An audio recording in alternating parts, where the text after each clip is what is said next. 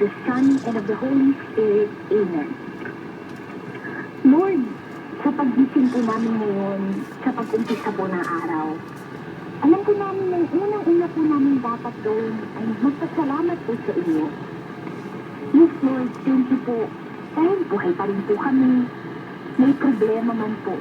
May mga nangyayari man po sa aming paligid. Narito pa rin po kami. Another chance, another day for all of us.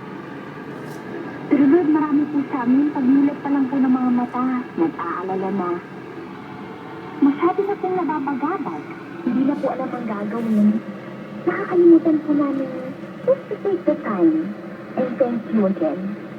Kaya po Lord, ngayon, kayo po ang unang-una namin i-welcome sa aming mga puso.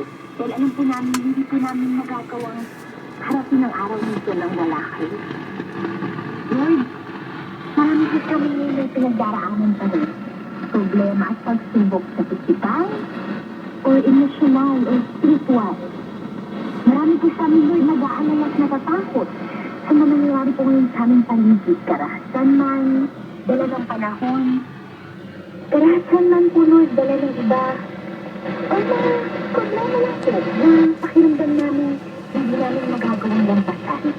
Basta Lord, marami pong nagdadala sa puso namin ng takot at pag-aalala. Sabi pa po doon ang iba sa amin iniisip na nagkakaroon po kami ng mga gantong pagsubok dahil nagagalit po kayo sa amin. Pero Lord, ipaunawa niyo po sa amin